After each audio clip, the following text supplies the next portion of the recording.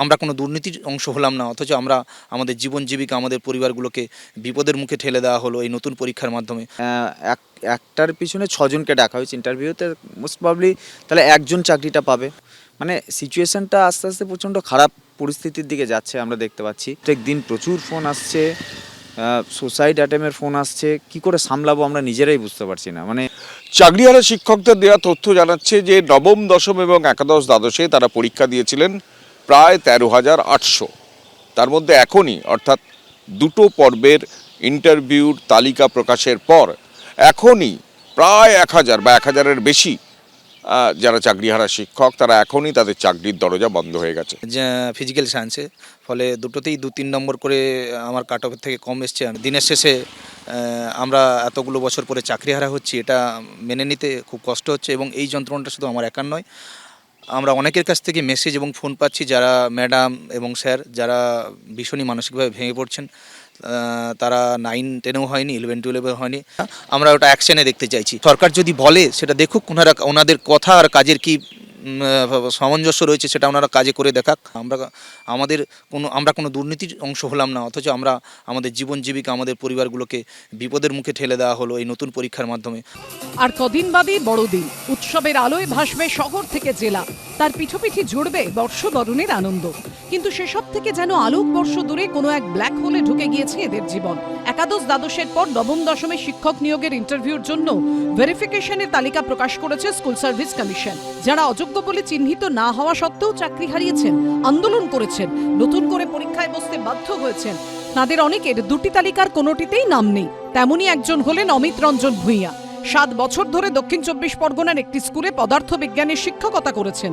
নিয়োগ দুর্নীতি মামলায় সুপ্রিম কোর্টের রায়ে 2016 এসএসসির পুরো প্যানেল বাতিল হয়ে যাওয়ায় চাকরি খোয়াতে হয়েছে তাঁকে।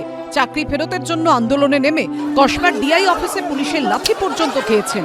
দুটি পরীক্ষাতেই বসার পর ডাক না পাওয়ায় এখন চোখের সামনে অন্ধকার দেখছেন তিনি। দুটোতেই 2-3 নম্বর করে আমার কাট অফের থেকে কম এসছে। দিনের শেষে আমরা এতগুলো বছর পরে চাকরিহারা হচ্ছি, এটা মেনে নিতে খুব কষ্ট হচ্ছে। এবং এই যন্ত্রণাটা শুধু আমার একার নয়, আমরা অনেকের কাছ থেকে মেসেজ এবং ফোন পাচ্ছি যারা ম্যাডাম এবং স্যার যারা ভীষণই মানসিকভাবে ভেঙে পড়ছেন। তারা 9-10-এও হয়নি, 11-12 হয়নি। চাকরিহারা শিক্ষকদের দেওয়া তথ্য জানাচ্ছে যে নবম, দশম এবং একাদশ দ্বাদশে তারা পরীক্ষা দিয়েছিলেন প্রায় 13,800।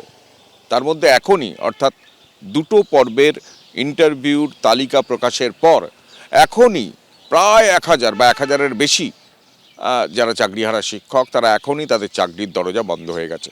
একটার পিছনে ছজনকে ডাকা হয়েছে ইন্টারভিউতে, মোস্ট প্রবাবলি তাহলে একজন চাকরিটা পাবে। মানে সিচুয়েশনটা আস্তে আস্তে প্রচণ্ড খারাপ পরিস্থিতির দিকে যাচ্ছে আমরা দেখতে পাচ্ছি। প্রত্যেক দিন প্রচুর ফোন আসছে, সুসাইড অ্যাটেম্পের ফোন আসছে, কি করে সামলাবো আমরা নিজেরাই বুঝতে পারছি না। এসএসসির একাদশ দ্বাদশে শূন্যপদ 12,514টি।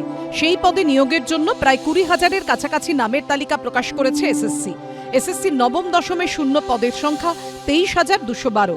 সেই পদে নিয়োগের জন্য 40,000-এর কাছাকাছি নামের তালিকা প্রকাশ করেছে এসএসসি। শিক্ষামন্ত্রীর আশ্বাস, অযোগ্য হিসেবে চিহ্নিত নন এমন চাকরিহারা শিক্ষকদের বিষয়টি সরকার সহানুভূতির সঙ্গে বিবেচনা করবে। আমি এখনো বলবো যে সামান্য মুষ্টিমেয় কিছু বাকি থাকবে, সেটা নিয়ে আমার সঙ্গে মুখ্যমন্ত্রীর এক প্রস্থ আলাপ আলোচনা হয়েছে এবং মুখ্যমন্ত্রী তাদের ব্যাপারে যথেষ্ট কনসার্ন। এই মুহূর্তে সাবজুডিস কিছু বিষয় থাকে, আমি পুরোটা বলতে পারবো না, কিন্তু এই যোগ্য মানুষদের ক্ষেত্রে যদি অল্প কিছু বাকিও থাকেন তাদের ক্ষেত্রে আমাদের সরকার বিষয়টাকে সদর্থক এবং সদয়ভাবে বিচার করবে। আমরা ওটা অ্যাকশনে দেখতে চাইছি। সরকার যদি বলে সেটা দেখুক, ওনাদের কথা আর কাজের কি সামঞ্জস্য রয়েছে সেটা ওনারা কাজে করে দেখাক। আদালতের নির্দেশ অনুযায়ী 31শে ডিসেম্বরের পর আর চাকরি থাকবে না এইসব শিক্ষকদের। তারপর কি হবে?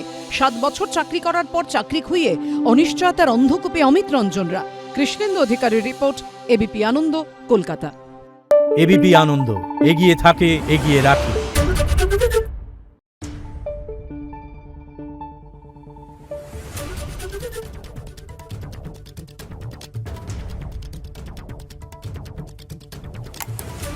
Thank you.